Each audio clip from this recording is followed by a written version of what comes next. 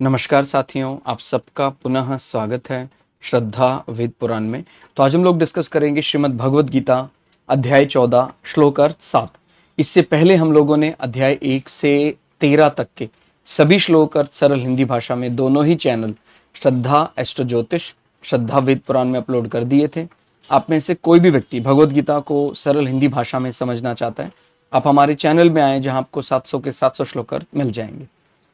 तो आज के श्लोक अर्थ में भगवान श्री कृष्ण अर्जुन को कैसे रजोगुण बांध सकता है, रजोगुण के बांधने के तरीके क्या क्या हैं, वो यहाँ इस श्लोक अर्थ में बताते हैं। भगवान श्री कृष्ण कहते हैं, हे अर्जुन, राग रूप रजोगुण को कामना और आसक्ति से उत्पन्न जान। वह इस जीवात्मा को कर्मों के और उनके फल के संबंध से बांधता है। तो भगवान अर्जुन को सावधान करते हुए कहते हैं, और एक प्रकार से हम अपने आप को जब गीता पढ़ते हैं तो ज़्यादा अच्छा विश्लेषण हो सकता है जब हम अर्जुन की जगह अपने आप को रख कर ये सुने। तो भगवान क्या कह रहे हैं अर्जुन को या हमको? राग रूप रजोगुण किसी भी व्यक्ति, वस्तु, स्थान के साथ एक हमारा जो जब अपनापन बढ़ने लग जाता है, राग रूप, तो रजोगुण को कामना और आसक्ति से उत्पन्न जान। तो वो उसका उद्गम क्या है? कामना और आसक्ति, कि भाई मुझे ये, भाई सीधी बात है, राग तभी आ सकता है जब हमारे अंदर ये भावना रहेगी, भाई मेरी अपनी क्या इच्छा है, मेरी ये मेरे लिए अच्छा है, ये बुरा है। तो वो हमारी स्वयं की कामना क्या है, और फिर उस किसी सुख में, किसी वस्तु, व्यक्ति, स्थान की ओर आसक्त हो जाना। तो कहते हैं ये जो रजोगुण है, ये इसका मूल उद्गम कामना और आसक्ति, वह इस जीवात्मा को कर्मों और उसके फल के संबंध से बांधता है। जैसे कर्म योग में भी हमने सीखा था, भी कर्म तो करना है, लेकिन कर्म कैसे करना है? अकर्म समझ कर करना, माने उस कर्म को अनुशासित होकर करना, और वो कर्म का फल मुक्ति के लिए है, लेकिन मुक्ति के लिए कोई हम ऐसा उसको लिमिटेड कर देते हैं। अगर जब हम उसको मान लेते हैं कि ये कर्म मुझे स्वर्ग दिला देगा, ये कर्म मुझे पुण्य दिला देगा, और अगर हम उस किसी कर्म को ऐसा मांगते नहीं कि भगवान उस कर्म का मुझे ये फल दे, तो वो फिर अनंत फल देने वाला हो जाता है, या कहें मुक्त करने वाला हो जाता है। मुक्त कर्म की परिभाषा क्या है? यानी मुक्त होने के लिए कौन सा कर्म करना है? वो कर्म करना है जो आसक्ति से, कामना से, द्वेष, राग द्वेष से प्रेरित ना हो, तो वो हमें मुक्त कर सकता है। तो आप समझ रहे हैं कि पुराने श्लोकार्थ में पढ़ा, हमने जाना था कि जो ये बहुत ज्यादा जानने की इच्छा है, ज्ञान, शांत स्थान में रहने की इच्छा है, वो अच्छा माना जाता है, कोई बुरा नहीं है। सात्विक जो प्रैक्टिस करते हैं, सत्वगुण की प्रैक्टिस करते हैं, लेकिन वो तुलनात्मक दृष्टि ठीक था, यानी तामसिक को हटाने के बाद राजसिक, राजसिक को हटाने के बाद सात्विक। लेकिन समाप्त तो हमें एक ना एक दिन सारे सांसारिक विचारों को, मनोवृत्तियों को खत्म करना होगा, तभी हम ईश्वर की ओर जा सकते हैं। थोड़ा और डिटेल में समझने का प्रयास करते हैं। देखिए, रजोगुण की प्रकृति, रजोगुण का स्वभाव निरंतर सक्रिय रहना है, यह मनुष्य को कुछ ना कुछ माने प्राप्त करने के लिए प्रेरित करता रहता है कि भाई ये प्रेरित, इसमें किसी के कोई ऐसा बुरा चाहना, किसी को नीचा दिखाना, ऐसा नहीं है। लेकिन वो रजोगुण, कई बार मन में आता होगा सर इसमें क्या बुराई है, हम अपने लिए तो अच्छा चाह रहे हैं, सामान्य दृष्टि से इसमें कोई बुराई लगती नहीं है। और अभी जो व्यक्ति रजोगुण में पूरी तरह रमा हुआ है, वो इस बात को स्वीकार भी नहीं कर सकता। जैसे हमने बार बार हम यही बोलते हैं ना, भाई हमारी बुद्धि किसी वाक्य को अगर स्वीकार नहीं कर रहे, इसका अर्थ क्या होता है? अभी हम एलिजिबल ही नहीं हो उस चीज के लिए।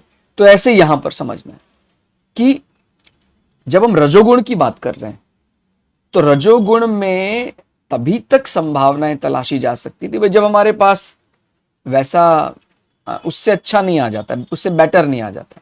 उससे बेटर आ जाता तो हम रजोगुण को छोड़ देते हैं। मन में आता होगा रजोगुण छोड़ना ही क्यों है जब उसमें कामना पूर्ति हो रही है, तो उसका उत्तर भी आपको स्वयं रजोगुण की प्रैक्टिस करते करते ही मिल जाएगा।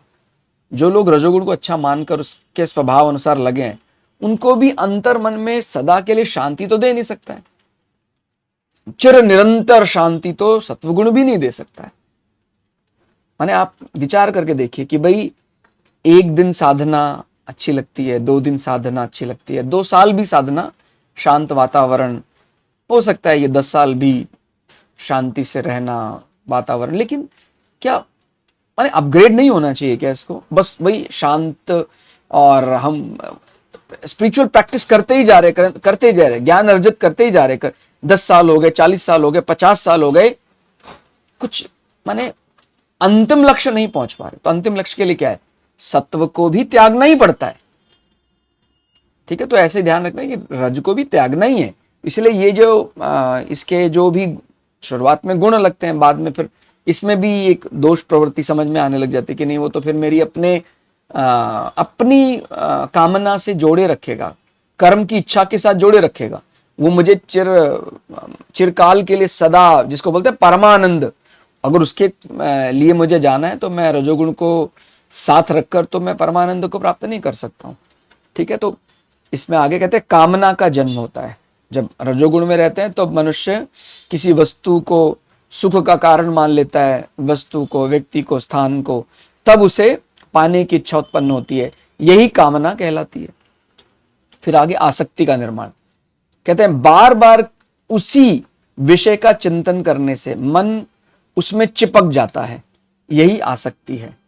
कि भाई कई बार हमें किसी विशेष स्थान से बड़ा लगाव हो जाता है, उससे हम चिपकने लग जाते।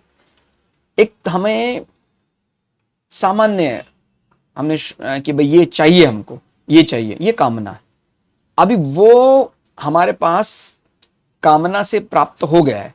अब उसके बाद फिर उसकी कह सकते हैं, उसी का एक एडवांस वर्जन कह सकते हैं, आसक्ति हो जाती है। कुछ सेलेक्टेड, सब में नहीं होती है, और सब के साथ आसक्ति की भी नहीं जा सकती। माने जिसकी कामना की जा रही है वो वस्तु, व्यक्ति, स्थान हो सकता है, तो वो अलग अलग है। कि कोई कुछ ऐसे वस्तुएं हैं जो क्षण के लिए ही प्रयोग में लाई जाती, तो वो उसके साथ कोई बहुत ऐसी आसक्ति बन भी सकती है, नहीं भी बन सकती। तो यहां पर एक समझना, एक और रिफाइन फॉर्म कामना के अगला हम मान सकते हैं आसक्ति, कि भाई उसी विषय का चिंतन करने से मन उसमें चिपक जाता है। ये भाई हम कामना कर रहे थे, फिर हम हमारा इंद्रियों के विषय उनको बुलाते हैं, तो बार बार वही विषय के बारे ध्यान करना कि मुझे वो पिछली बार हमने उसका उपयोग किया था, फिर इस बार किया, फिर अगली बार फिर, तो वो आसक्ति हो जाती है ना। एक प्रकार से कामना का ही एडवांस वर्जन कुछ विषयों में समझा है, तो मन उसमें चिपका रह जाता है, उसको आसक्ति कहते हैं। तो कर्मों का विस्तार, कामना और आसक्ति के कारण व्यक्ति अपने अनेक प्रकार के कर्म करता है ताकि अपनी इच्छाओं की पूर्ति कर सके। वो कामना से प्रेरित होकर, आसक्ति से प्रेरित होकर कर्म करता है। एक दृष्टि, जैसे मैंने बताया कि मन में आता है, कई व्यक्ति कहते भी हैं कि सर हम किसी का बुरा थोड़ी कर रहे हैं, अपने कामनाओं की पूर्ति ही तो कर रहे हैं। बात यहां बुरे अच्छे की नहीं, बात इसकी है अगर, और ये कौन तय करेगा? व्यक्ति को स्वयं ही तय करना पड़ेगा। जैसे मान लीजिए मैं, जब तक मुझे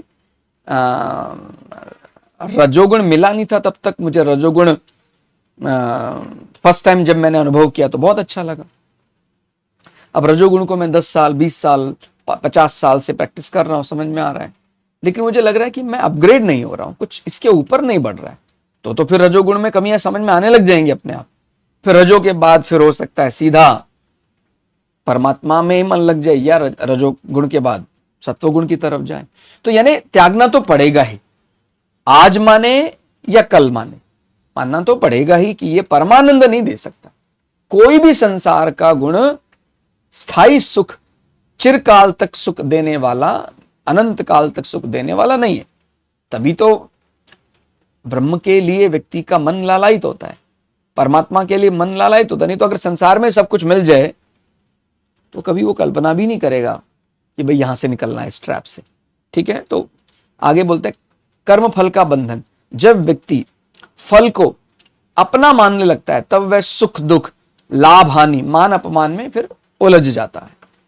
ठीक हो गया। और इसमें कहते हैं मुक्ति का जो मार्ग है वो क्या है, यदि कर्म तो किए जाएं लेकिन फल में आसक्ति ना हो तो कर्म बंधन का कारण नहीं बनता है। यही हमने पहले भी कर्मयोग सिद्धांत में भी गीता में पहले ये भी हमने पढ़ा था। तो ये कहीं ना कहीं गीता के ऐसा कई श्लोक अर्थ में आपको मिलेंगे कि कई श्लोक ऐसे लगेंगे जैसे पहले पढ़े पढ़े से हैं, लेकिन इसका अर्थ ये कदापि ना समझें कि भाई वो उससे मिलता जुलता है तो फिर एक ही श्लोक काम चला देगा। तो हमने जैसे लास्ट टाइम भी बताया था कि जैसे कोई औषधि है, औषधि कई बार समान होती हैं, दो अलग अलग समय पर लेने के लिए डॉक्टर ने समान औषधि दी है भाई कि भाई ये आपको यही सेम गोली आपको सुबह भी खानी है, शाम को भी खानी है, 4 दिन के बाद भी सुबह और शाम में वही सेम। तो औषधि का गुण समान है करके तो चौथे दिन में असर नहीं करेगा, ऐसा नहीं। चौथे दिन एक विशेष असर करेगा, जो बचा हुआ कुछ ऐसा शरीर में इंफेक्शन है बैक्टीरियल, वो उसको मारने के लिए फिर अलग ढंग से काम करेगा। तो ऐसे भगवत गीता में भी कुछ अध्याय, कुछ श्लोक अर्थ समान लगने पर भी हम पूरा पूरा उसको पढ़ेंगे, एक जैसा लगने पर छोड़ देंगे, ऐसा नहीं करने वाले। अगर ऐसा करते हैं तो ये जो औषधि रूपी श्लोक है, ये औषधि रूपी श्लोक फिर हमारे शरीर का जो कह सकते हैं अज्ञान रूपी मलेरिया है उसको दूर नहीं कर पाएगा। जैसे बोलते हैं ना भाई, मलेरिया के लिए कौन सी औषधि इस्तेमाल करते हैं, क्लोरोक्विनैन। कुनैन आपने सुना होगा, वो एक प्रकार का माने वो कुनैन पेड़ की छाल, ऐसा कड़वा बहुत होता है, वो निकाला जाता है। और माने सामान्यतः जो देखिए जो औषधि गुण समझता है वो तो कुनैन को सीधा ही खा लेता है, लेकिन जो औषधीय गुण का सही पारखी नहीं है उसको फिर कैसे दिया जाता है, उस पर फिर ऐसा कुनैन क्योंकि काफी कड़वा होता है तो उस पर शुगर कोट करके दिया जाता है, या तब दिया जाता है जब उसका ध्यान बिल्कुल ना हो तो धीरे से खिला दिया जाता है। तो जैसे कुनैन शरीर में चला जाता है तो भाव कुभाव कैसे भी वो गया उसका असर तो हो गई। ऐसे कहते हैं हम भगवत गीता जो जानकार लोग हैं वो तो औषधि है जो हमारा अज्ञान दूर करके हमें मुक्ति का मार्ग दिखा देगा।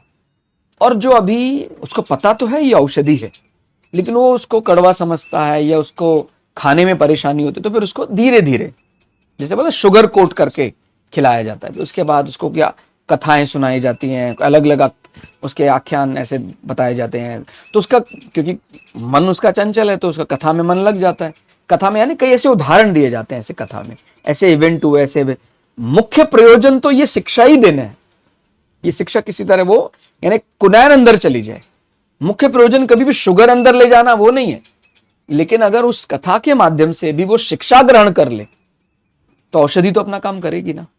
तो इसलिए कभी ये मन में आता है कि सर वो जो बड़े बड़े पौराणिक ग्रंथ हैं उनमें भी ये जैसे भागवत महापुराण में भी कथा के रूप में सांख्य योग का वर्णन किया गया है। कपिल मुनि के द्वारा अपने माँ को उपदेश के रूप में वो किया गया। तो एक कथा के रूप में पहले आता तो मन लग जाता, उसके बाद वो उपदेश उसी के अंदर दे दिया गया। जैसे मैंने बताया कि जो कई लोग जो जिनका मन जो है संसार में रमता उनके लिए कुनैन कड़वी दवा है तो उनको निगलने में परेशानी होती, तो उनको फिर कैसे धीरे धीरे शुगर कोट करके वो कुनैन दिया जा सकता है। तो उनको पहले एक कहानी के माध्यम से वो दिया जाता है ताकि उनका जो अज्ञान रूपी मलेरिया है वो दूर हो जाए। तो ये भी ऐसा ही काम करता है कि किसी भी रूप में अगर ये सांख्य योग, कर्म योग, भक्ति योग, ज्ञान योग प्रवेश कर जाएगा शरीर में तो अज्ञान तो चला ही जाएगा, अज्ञान रूपी मलेरिया तो दूर ही हो जाएगा। तो इसलिए स्वयं नहीं पढ़ पाते हैं तो जो पढ़ते हैं उनके साथ रहें, उनके संदेशों का आप पालन करें, उनके पीछे चलें तो अपने आप आपको उनसे कुछ ना कुछ लाभ मिले जाएगा और उनके बंधन कट जाएंगे। तो रजोगुण आपको समझ में आया कि रजोगुण भी किसी का बुरा नहीं चाहने के बाद भी हम इस रजोगुण से परमानंद प्राप्त नहीं कर सकते, रजोगुण छोड़ना ही पड़ेगा। ठीक है, तो बहुत ही सुंदर ये गीता के 14वें अध्याय का 7वां श्लोक अर्थ रहा। श्लोक अर्थ आपको कैसा लगा आप हमें कमेंट करके जरूर बताइएगा। मिलते हैं अगले श्लोक अर्थ के साथ, तब तक के लिए जय श्री भगु पराशरा, जय श्री शुक्राचार्य, नमस्कार।